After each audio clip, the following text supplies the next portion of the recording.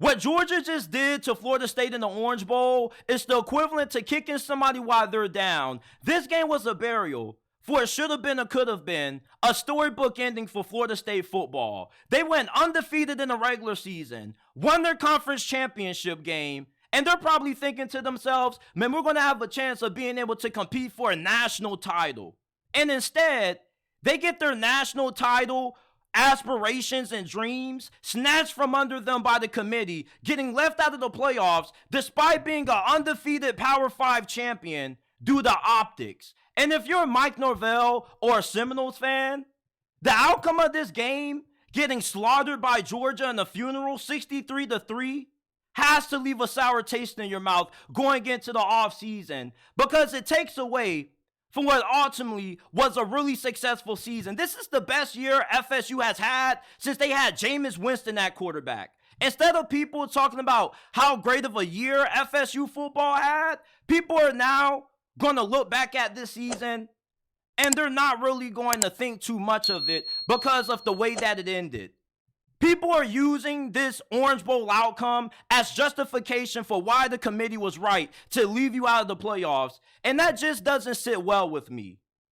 Georgia had a couple of opt-outs. I know Bulldogs fans are going to use that, but they didn't have the same amount of opt-outs as Florida State. None of FSU's best players suited up for this game, and it was really surprising to me. Like, I get it that they didn't have the chance to compete for a national title, and that's a killer. But you at least would think that their mindset would be, we don't have a chance to win a national title, but at least we got the opportunity to go out on a high note and finish what we started, capping off an undefeated season or potentially being able to compete for going 14-0. If FSU would have been at full strength in this game, this would have been more competitive, and I don't think anybody would have disagreed with that. But with them having pretty much their practice squad or JV team out there, we knew how ugly this game was going to get. And it went the way most of us thought it would. We were joking about how Georgia was probably going to put 40 up on FSU at halftime, but that really came to reality.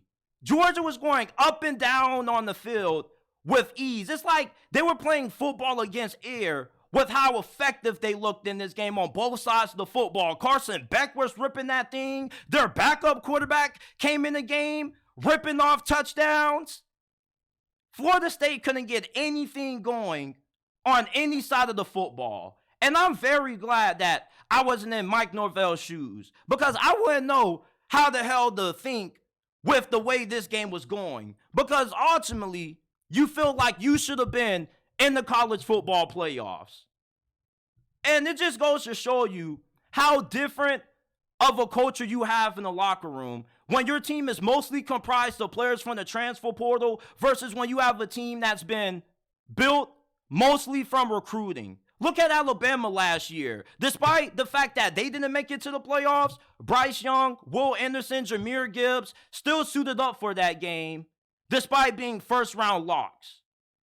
You see, when you build a team through recruiting, the players have more dedication and more pride for the university. You see, Florida State, them having mostly of their best players being transfers, they don't have that same level of dedication and drive to want to leave this football program in a better state than where they found it. And I'm not knocking any of the Seminoles players' decisions to opt out, but you would have at least thought that they would have want to go off on a high note and finish this season going into next year saying that, you know, like, at least we had an undefeated season or potentially be able to say that we gave their all. And with none of their best players playing, it just feels like a lot was left on the table. And this season could have been more. People on social media are trying to say, oh, well, they wouldn't have been able to win this game regardless if they were fully healthy. That's not really the point. The point of the matter is that FSU, they were not locked in for this game, really. Like, their starters didn't want to play. The guys that they had in, they were fairly inexperienced, didn't really have a lot of playing time, and there were a lot of mistakes. I'm pretty sure they prepared hard, but there was only so much you could do when you're just at so much of a talent disadvantage, when Georgia, the same team that we saw in this game, is mostly going to be the same team that we see out there next season. The majority of their starters are going to suit up for next season and start again for another year. Florida State, this was a great season for them. And although I'm not a Seminoles fan, I do feel a little bad that their season had to end on this note.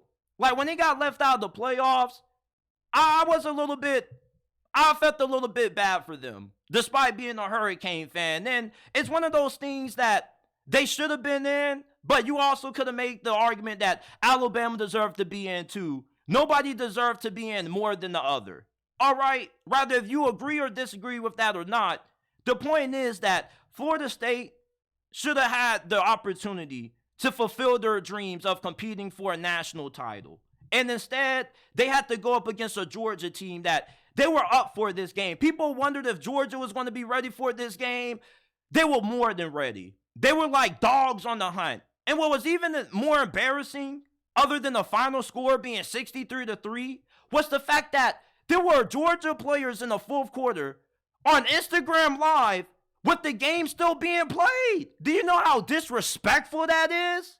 Like, Florida State had a great season, and to just have Georgia just stomp all over them and the funeral just has to be a huge momentum killer going into 2024. You can look at this season from a wide lens and say that we still went 13-1 and we know what really should have happened, but you don't really have a lot to build on based on what we saw in this game. You don't have a quarterback.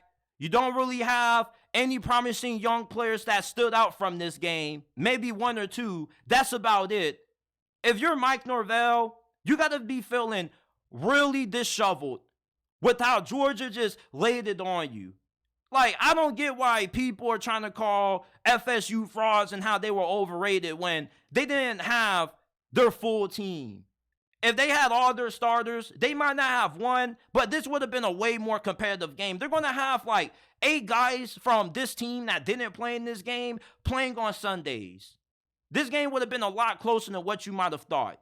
They were still a double-digit underdog before all the opt-outs started, but this game would have been way more better and way more competitive than what we got this afternoon, man, because the Bulldogs, they're killers.